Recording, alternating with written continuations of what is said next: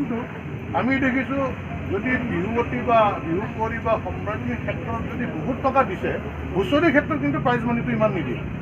আৰু সেইকাৰণে আমি এবাৰ সিদ্ধান্ত লৈছোঁ যে 1 লাখ টকাৰ প্ৰাইজ মানিৰে আমি বিহু হুঁচৰিয়াত আমি 10 তাৰিখ প্ৰথম দিনা 9 তাৰিখে আমি এটা আয়োজন কৰিম। আৰু সেইকাৰণে আপোনালোকৰ জৰিয়তে কৈছোঁ যাতে উজনি নামনিৰ গোটেই বিহু হুঁচৰি দল আহক, আমি সেইদিনাখন থাকিম। আৰু আমি ইতিমধ্যে 10 তাৰিখ মাজৰ দিনা আমি যিখিনি আমাৰ জ্যেষ্ঠ শিল্পী আছে, যি লাহে লাহে পাহৰণিৰ গৰ্ভত গৈছে, সেই আমি ইতিমধ্যে যোগাযোগ কৰিছোঁ। আৰু আমাৰ সন্ধ্যা মেনন ডাঙৰীয়ানী, তাৰপিছত বিজয় ভূঞা, দীপেন বৰুৱা, পুলক বেনাৰ্জী সকলোৱে শ্ৰদ্ধাৰ, আমি সেইসকলৰ লগত ইতিমধ্যে যোগাযোগ কৰিছোঁ। আৰু এই মাজৰ সন্ধিয়াটো এক নষ্টালজিক সন্ধিয়া হওক, এক তেওঁলোকক সন্মানৰ সন্ধিয়া হওক, এক আমাৰ উঠি অহা প্ৰজন্মই যোনে তেওঁলোকক দেখা নাছিল বা গান শুনাই নাছিল, আজিৰ 20-25 বছৰীয়া ল'ৰা বা ছোৱালীয়ে তেওঁলোকৰ গান প্ৰত্যক্ষভাৱে শুনিব পোৱা নাই, যিখিনি আমি ইয়াত ব্যৱস্থা কৰি ইতিমধ্যে যোগাযোগ হৈছে। তাৰ বাহিৰে আমাৰ শিল্পীৰ তালিকাত আমাৰ বিদ্যাসাগৰ ডাঙৰীয়া আছে, শিল্পীৰ তালিকাত আমাৰ শংকুৰাজ আছে, শিল্পীৰ তালিকাত আমাৰ জুবিন গাৰ্গ আছে, আৰু শিল্পীৰ তালিকাত বাস্তৱ নাথ, শাৰদা হাজৰিকা, তাৰপিছত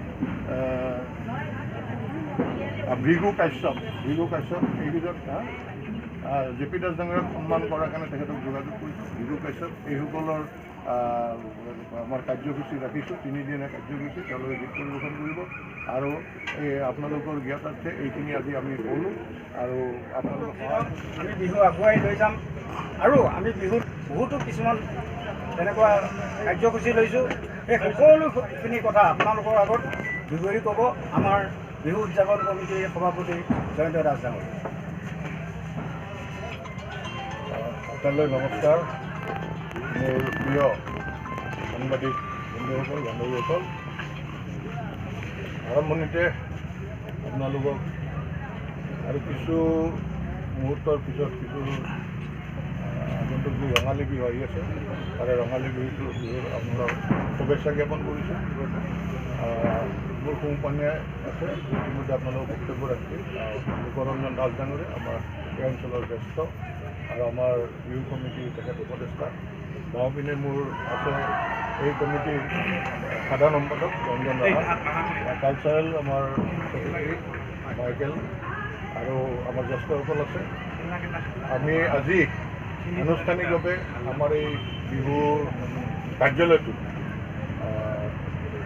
বিষ্ণু হোম যজ্ঞৰে এটা শুভ মুহূৰ্ত আমি আৰম্ভ কৰিছোঁ। তাৰ প্ৰত্যক্ষ সাক্ষী হিচাপে আপোনালোকে ইয়াত উপস্থিত থকাই ভাল লাগিল। 3 দিনীয়া কাৰ্যসূচীৰে আমি এই বিহু উদযাপন কৰিব বিচাৰিছোঁ। ইতিমধ্যে আপোনালোকক ক'লে যে 28, 29 আৰু 30 বহাগ এই 3 দিনীয়া কাৰ্যসূচী আমাৰ বেলতলা বহাগী উৎসৱ, বৃহত্তৰ বেলতলা বহাগী উৎসৱ বনগাঁও এই অঞ্চলৰ আটাইতকৈ পুৰণি মঞ্চ বিহু। তাৰপিছত লাহে লাহে ইয়াত জনবসতি বৃদ্ধি হ'ল, লাহে অঞ্চল বৃদ্ধি হ'ল, আৰু সেই অঞ্চলত লাহে বিহুৰ সংখ্যা বৃদ্ধি হ'ল। কিন্তু আটাইতকৈ পুৰণি বিহু যিখন আয়োজন হ'ল 48 বছৰ আগতে আমাৰ ইয়াৰে জ্যেষ্ঠসকলে এই বিহুখন আৰম্ভ কৰিছিল। আজি আমি বিহুখন কৰিব বিচৰাৰ ঘোষণা কৰাৰ প্ৰাক মুহূৰ্তত এটা আমি বিশেষভাৱে এইবাৰ আলোচনা কৰিছোঁ, আৰু এইটো সামাজিক দায়বদ্ধতাৰ এটা সিদ্ধান্ত। আৰু এই সিদ্ধান্ত এই বছৰৰ পৰা আমি আৰম্ভ কৰিছোঁ, যিটো আপোনালোকৰ ওচৰত আমি এতিয়া ক'ব বিচাৰিছোঁ। আৰু এইটো এই বছৰ মই প্ৰত্যেক বছৰে আমি কৰিম যে সামাজিক দায়বদ্ধতা, অৰ্থাৎ আমি আমাৰ শুভাকাংক্ষীয়ে আমাক দান বৰঙণি দিয়ে, আমি শিল্পীসকলক মাতো, শিল্পীসকলে নৃত্য পৰিৱেশন কৰে, আৰু তাতেই যেন শেষ হৈ থাকে, সেইটোত যাতে শেষ হৈ নাথাকে। আৰু সেই সামাজিক দায়বদ্ধতাৰ বাবে এইবাৰ আমি আমাৰ আলোচনাত এটা সিদ্ধান্ত লৈছোঁ যে আমাৰ মাজৰ পৰা হেৰাই যোৱা আমাৰ অসমীয়া জাতিৰ, আমাৰ অসমৰ মাটিৰ বাবে গান গোৱা ৰাজীৱ ফদিয়া, যি আমাৰ মাজত নাই, সেই ৰাজীৱ ফদিয়াৰ পৰিয়ালক আমি 1 লাখ টকাৰ এককালীন সাহায্য এই বিহু কমিটিৰ ফালৰ পৰা দিয়াৰ আমি ইতিমধ্যে সিদ্ধান্ত গ্ৰহণ কৰিছোঁ। আৰু টেলিফোন যোগে তেখেতৰ লগত আমি যোগাযোগ স্থাপন কৰিছোঁ, আৰু তেখেতে আমাক সন্মতি প্ৰদান কৰিছে। অহা 10 তাৰিখৰ যি আমাৰ বিহুৰ মাজৰ দিনা, অৰ্থাৎ 9, 10, 11, 10 মে'ৰ দিনা তেখেত আমাৰ মাজত উপস্থিত থাকিব। আৰু ৰাজীৱ ফদিয়া ডাঙৰীয়াৰ সেই অঞ্চলৰে মৰাণ, মূৰমুখ মৰাণ নে, তেওঁৰ হুবহু গান গাইছে বুলি আমি গম পাইছোঁ। তেখেতৰ লগত আমি যোগাযোগ কৰিছোঁ। তেখেতৰ স্মৃতিত 4-5টা গান সংগীত তেখেতে ইয়াত আমাৰ পৰিৱেশন কৰিব।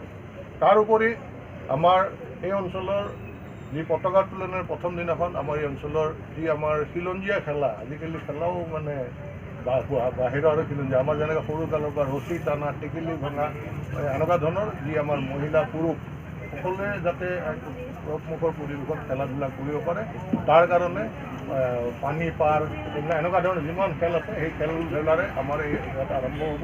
পতাকা উত্তোলনত আমাৰ এই অঞ্চলৰ বশিষ্ঠৰ ওচৰৰ পৰা যিমান উন্নয়ন কমিটি আছে, ডেভেলপমেণ্ট কমিটি, যিমান জ্যেষ্ঠ আছে, এই বৃহত্তৰ বেলতলা অঞ্চলত সামৰি বশিষ্ঠৰ পৰা মানে আমাৰ লতাকটাৰ পৰা, দক্ষিণ গণেশ নগৰৰ পৰা, আমাৰ নতুন বজাৰ, চাৰিআলি, গৌৰৱ নগৰ, যিমান অঞ্চল আছে, চাৰবেল, ৰুক্মিণী নগৰ, এই সকলো অঞ্চলৰ জ্যেষ্ঠ নাগৰিকসকলক সেইদিনা আমাৰ এই বিহুত ইয়াতে সন্মান জনোৱা হ'ব, সম্বৰ্ধনা জনোৱা হ'ব আৰু তাৰপিছত আমাৰ বিহু আমাৰ আৰম্ভ হ'ব।